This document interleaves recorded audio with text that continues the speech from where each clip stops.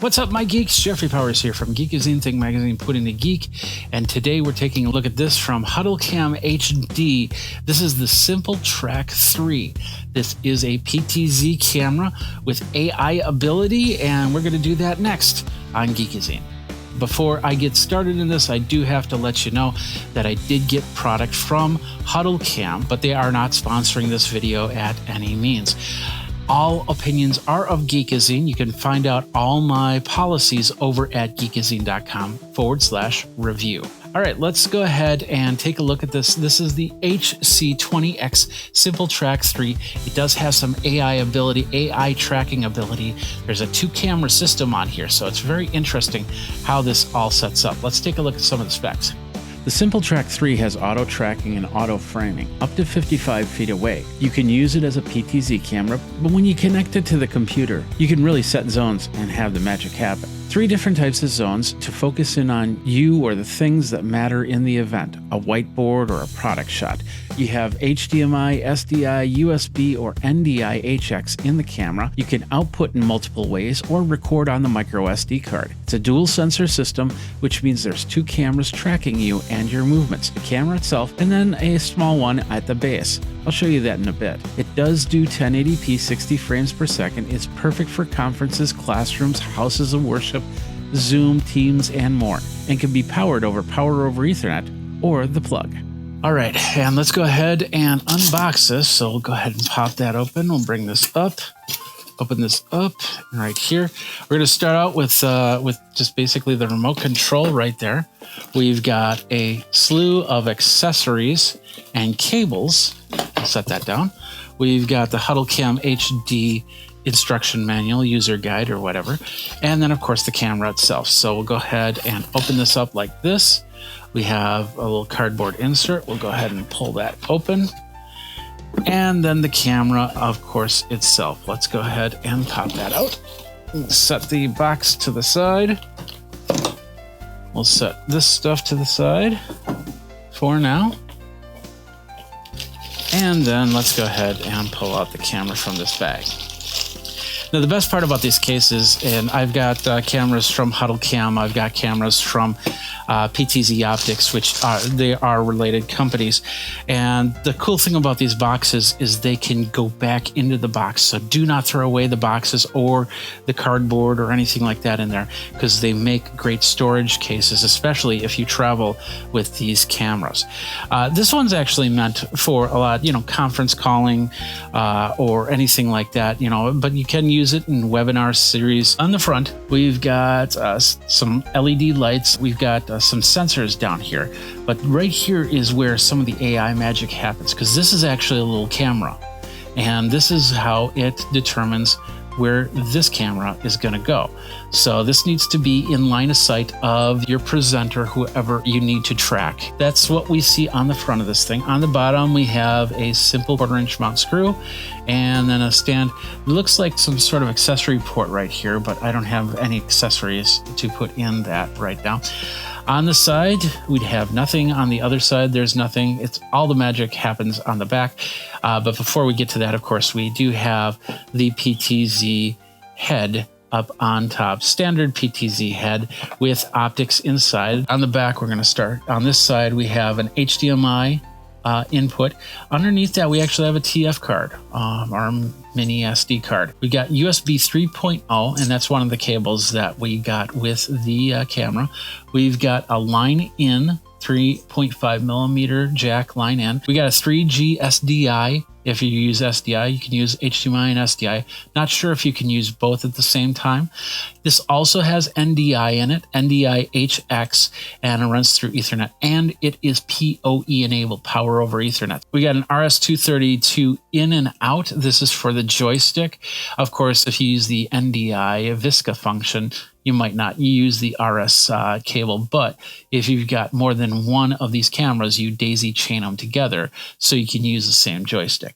And then we've got a 12-volt power right here at the end. And once again, if you use the NDI with PoE, you won't have to plug in the power at all. Before we go and plug this in, we're going to take a look at some of the accessories that came with us on this bag here. So go ahead and pull this out. So I've got a few of the cables And we'll start with a couple simple AAA batteries for our remote control.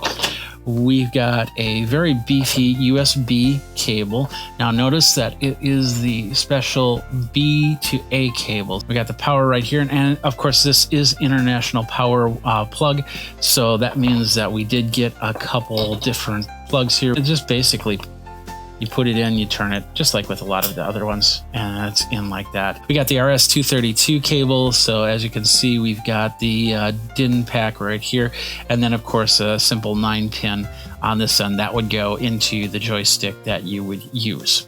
All right, plugged in, as you can see, we've got a green light right there, and the device is starting to move around, figure out where it is. It's zooming out, zooming back in, and I believe at this point it is now ready to go. Now keep in mind this does have some AI ability to it, so we might have to do some configuration before we can use it in an actual situation. I'm seeing a HuddleCam, and I'm actually seeing the HuddleCamHD for 2 different NDIs. It did 4 and then it went down to 2. So I'm assuming that's the top lens and the bottom lens here. So let's start with this one. All right, so that is the main PTZ head camera right there. That's the first one that you got. So if we go ahead and I choose that second, same IP address, which is interesting. There we go. This is the sensor, the AI sensor for the camera. So as this is trying to figure out faces from here, the top one is working. All right, so this is the HuddleCamHD software with the SimplTrack installed, of course. Now what I'm going to do is I am going to set it up and show you how it's going to work, and then we'll go through the setup and I'll show you how that everything gets figured out from here. But from what we see here, we basically have 2 scenes here. The first scene on the left is the camera action, the main camera. The one on the right is that secondary camera. That's the tracker camera. That's what's seeing the whole room right there. To get a better look at that, we'll go into settings here. And this is what that whole scene looks like. You'll see a green box, a blue box, you'll see red boxes, you'll see my face being tracked. We're going to close this out. We're going to start in the open position. We're going to start here, and we're going to play a little fun little weather game, I guess you could say. So let's get it started, and we just have to hit the start to start tracking. All right, well, welcome to my weather channel. Jeffrey Powers here from Geekazine, and today we're going to tell you what the weather's like. So let's go ahead and walk over to our weather map, which is right over here. Now, the best part about this is where our high pressure and our low pressure systems are going to be. We're going to see a high pressure system come through right here, and then of course we're going to see a low pressure system come through here. What does that mean for you? Well, you know, if you're over in California, you're going to see sun. Nice little sunny day. But then again, if you're over here in the Midwest, you might see a lot of rain. And then maybe even down south, if you're in the Houston area, you're going to see some clouds right there. So that's what your weather map is going to look like. Of course, if you're in Florida, that's just one big sun right there. It's just a heat wave right there. So that is it for there. So what we could be seeing in the 5-day forecast is a lot more sun, a lot more rain. Depends on where you are and depends on what you're doing. So thanks a lot for watching. My name is Jeffrey Powers. You guys geek out.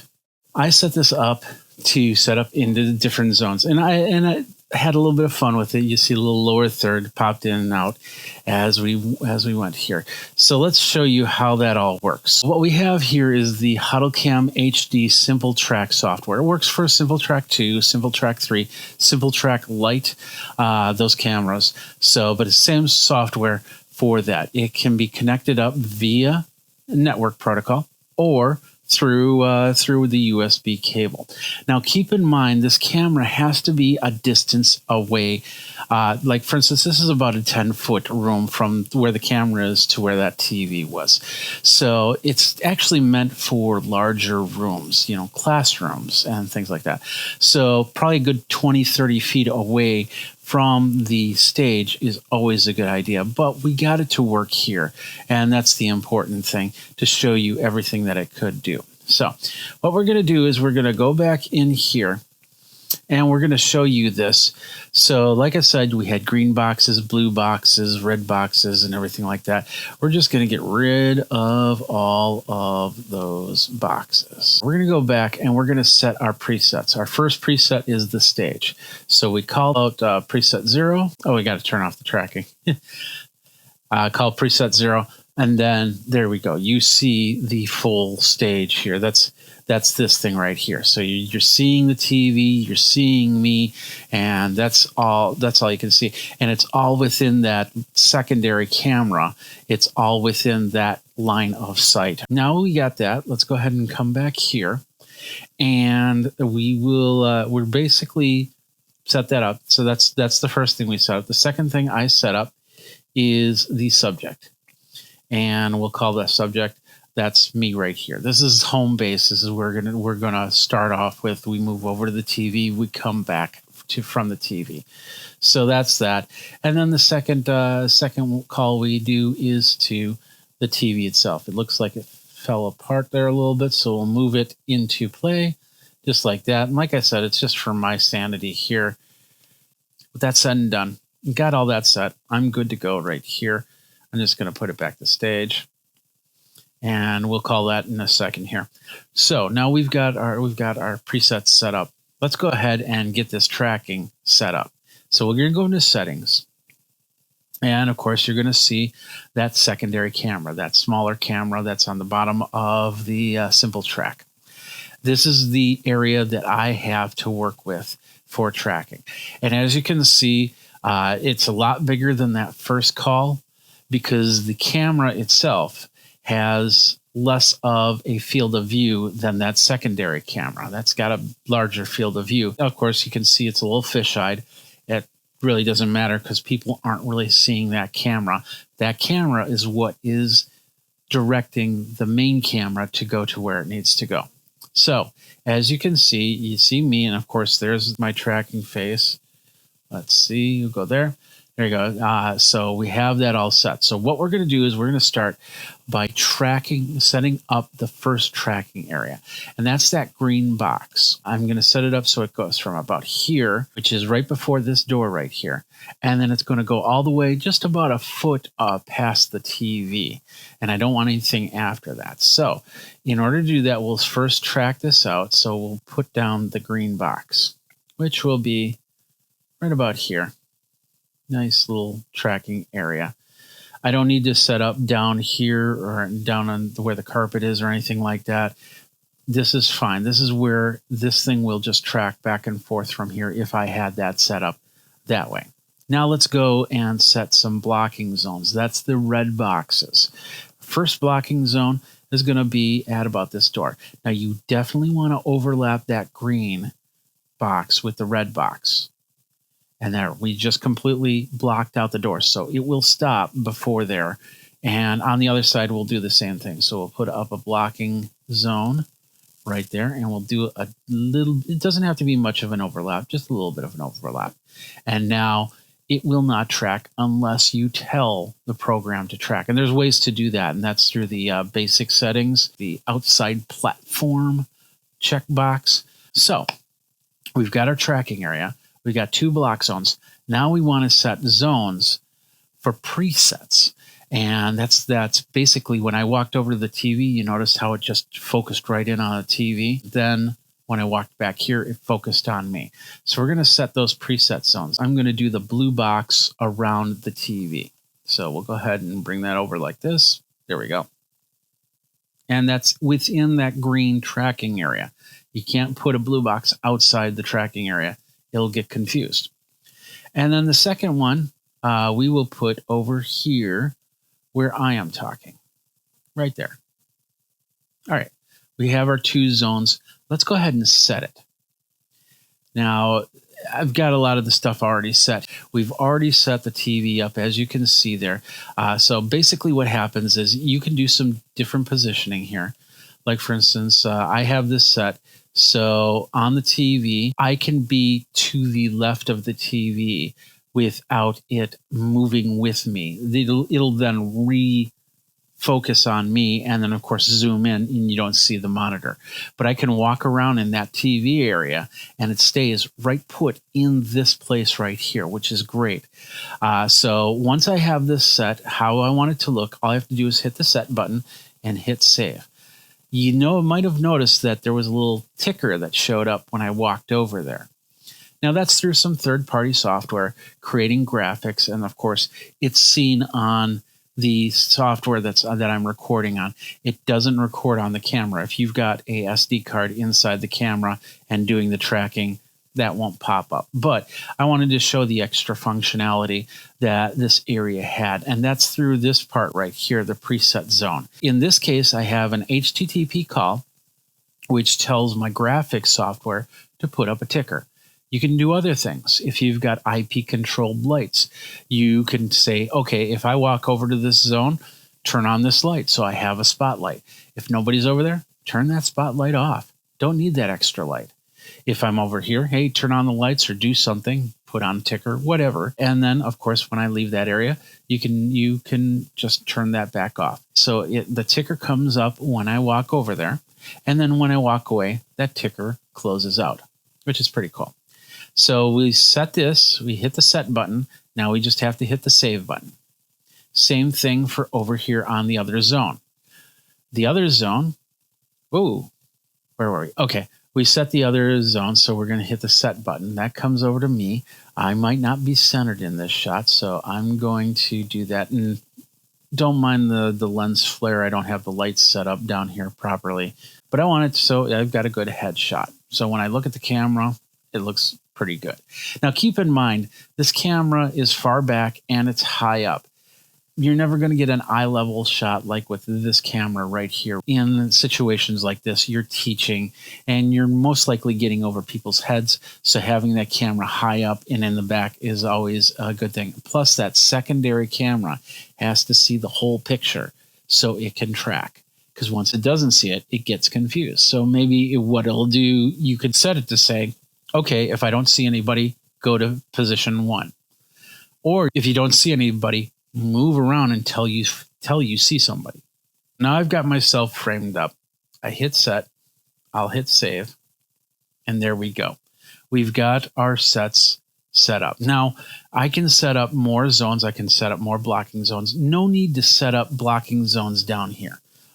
My head's not going to go down there. My shoulders aren't going to go down there. By the way, just so you know, the tracking that this camera does is of the face and of the shoulders. If you ever use things like the PTZ optics facial tracking, this works a little bit different. You'll notice a difference between the two. Back over here, of course, like I said, we got our green area, our blue areas. You can set up multiple blue areas. They got 8 different options for preset zones. It's still in beta right now, so there might be a little bit of glitch. You notice that I'm using 1 and 3. I tried to use 2, second zone, and it just wasn't working. Same thing with the blocking zones. You can set up certain blocking zones so it does not follow you into those areas. So 2 is usually what I'll probably use, but depending on the situation, you might need to use more. So now that we've got that, there's some other things that we could do some adjustment, and that's through this face height, this POS correct. We'll just do that really quick. If we hit face height, you'll notice this little yellow box. This is basically where your face is going to be. So you can raise that and lower that. But if it's pretty much set, so when I'm standing here, you'll see that I'm in the face box. We'll hit OK and we'll hit return. We have POS correct. If for some reason your camera's not going in the right direction, the POS correct goes there. So once again, if I go to that standing area, that's basically center for the camera. I can make corrections to move it over left and right, but if you do that, then you could have some problem with the tracking, especially in going into those zones that you want it to sit. So you shouldn't have to mess with that too much. We're going to say OK and return, and that closes that out. Now we're back to this screen with our green tracking, our blue boxes, and our no-go zones. We're all good to go. We're going to save this and we're going to hit exit. I don't think I showed you this. As you can see, there's 4 different screens here. So if you have multiple simple tracks, you can actually view them all. So what I have in this first one is what's called the PTZ High. What I have in the second one is the PTZ reference. And then, of course, you could set this up for PTZ Med. So that's basically 2 of the same shot, except this is at a lower resolution than the one on top. You'll notice up on the top here, the top right, you'll see a net CPU and RAM. On this computer, I actually had 8 gigs of RAM on here, and that RAM was pretty much at max.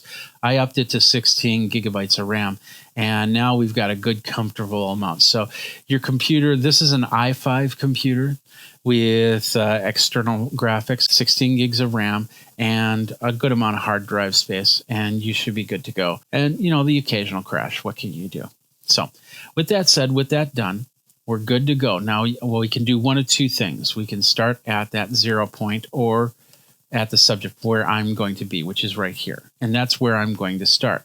So we'll go over here, and I'm going to go ahead and hit the start button. So there we are. It's now framed me as I'm talking. The lower third showed up as I asked it to be. And now I'm going to pick up my iPad, and I'm going to pick up my pen, and I'm going to go over to the TV, and I can stand up and I can talk with you guys as I'm going from there. When I get to the TV, it should focus on the TV. You notice if I move around the area, it's not moving with me, it's moving with the TV. And I can back up and get out of the way. The ticker down below, as you can see, shows up, and now I can do my stuff. So basically, this is just a whiteboard app on the iPad, and I airplayed it into the TV so I could show you the high pressure system and the low pressure system. Whatever you want to do with this, if you're doing explainer videos, if you're doing other things. What I like about this is that I can also do like a little football thing here. So I can say, okay, now we can go down here and we can set up our guys like this. And then you do a slant route. Oh yeah, quarterback. And then you do a play over here, and you guys go and rush in like that. And when you're done, when I'm done with whatever we're talking about here, whether it be weather or sports or whatever, I can start walking back. And it's going to take a second before it realizes that it's going back to me. And therefore, it will come back. The ticker is now gone. And I'm going to sit down, and it's going to set the second frame.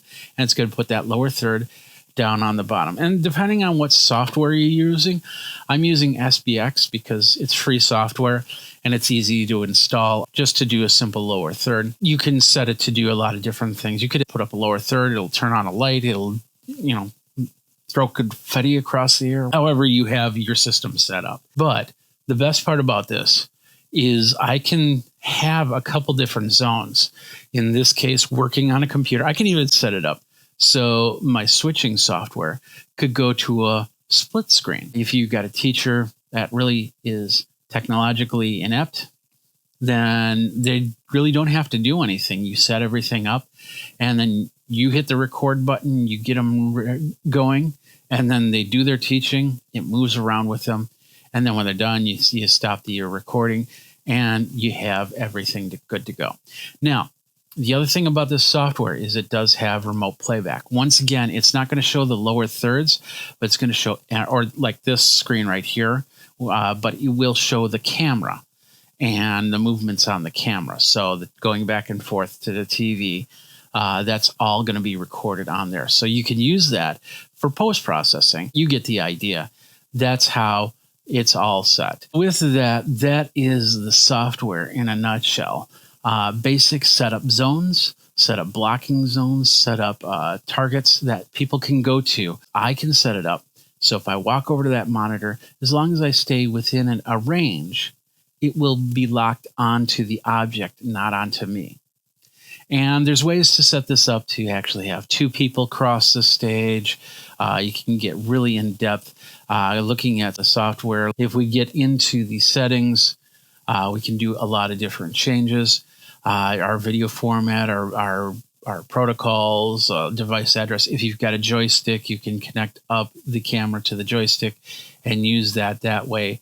Of course, you got to remember that if you have the tracking turned on, using the joystick is going to be impossible. We can also do a tilt motion, auto zoom, permanent tracking, and outside platform. That means that it ignores those red boxes and goes where you go until it doesn't see you anymore. We can change the speed, we can change the sensitivity, we can change the lost timeout. So if it's like a second, it doesn't see you in frame, it's going to either go back to its original spot or try and find you. That's where this second camera comes in, because as long as you're within this area, it will find you. It's just a question of how fast it will find you. There is a set of gestures. So if somebody else walks on stage, they do something like they raise a hand, and then that means that the focus will now come on them. And then I can walk off stage, and then vice versa. And there's a few different commands that SimplTrack has. Like I said, is you could set up more than one SimplTrack into the system. So you could actually have 2 or 3 SimplTracks around your classroom. You could still have them set up to the same zones, but still have some switching. Or, and this is a really cool thing, where I showed you with the lower thirds, the other thing you could do is you could have it actually switch to one of the other cameras. If I go over to the TV, because that's got a better angle of the screen, for example. Of course, when somebody else walks up onto the stage, they do the gesture, and then all of a sudden the SimplTracks are tracking them instead of you. Now let's go into some pros and cons with the SimplTrack3. This is meant for classrooms. This is meant for theater sessions where it's a person on stage and you just want to track them without having to keep on the joystick the whole time. It's not 100%. There's a little nuances that I've seen, which are only going to get better once some of the software gets updated for SimplTrack3. But I've been using a lot of the AI movements in PTZ Optics and in HuddleCamHD. And I've found that if you have a really nice stage that's well lit, and then the rest of the theater is pretty much dark, the second somebody steps on stage, it's going to find them, it's going to track them. And then when they walk off stage, it goes back to center. And that's all you really need for a lot of that. And of course, setting those zones so when they're standing over by a whiteboard or a TV, it's not going to move around and you'll be able to actually see what the person is talking about. You do need the HuddleCamHD software to make this all work, and it is Windows only. So, and once again, you don't need to have a high-end Windows box. Core i5 worked really well, maybe an i3, but you'll need at least more than 8 gigs of RAM, and then, of course, a decent CPU. So anything that you get nowadays at wherever you shop for computers, you'll be able to get a pretty decent machine that will run this software, but it has to be Windows at this point. I do have to admit, I got a little bit confused on how the tracking works, and the SimplTrack's AI abilities looks like it's tracking me very well. I did get a little bit confused on how to set up these zones at first, but I called up HuddleCamHD and I said, hey, can you walk me through this? Sean did a great job in doing so, and if you purchase SimplTrack3, you give them a call and they will answer any of the questions that you have. But once you get it set up, you get a hang of it and understand how these zones are set up, it makes it a lot easier. And as you could see, I could set up a multi-zone area for a presentation pretty quick. That is the HuddleCamHD SimplTrack3. What'd you think about it? Is this something that you put into your conference rooms? Is this something that you're going to put into your classrooms, your churches? Let me know down in the comments below over at Geekazine.com or YouTube.com/Geekazine, where you can like, comment, subscribe, and then hit that bell notification so you know all YouTubers get their wings when that bell rings. Thanks a lot for watching. Until next time, you guys geek out, take care, and tell me what cameras you're using for your video production.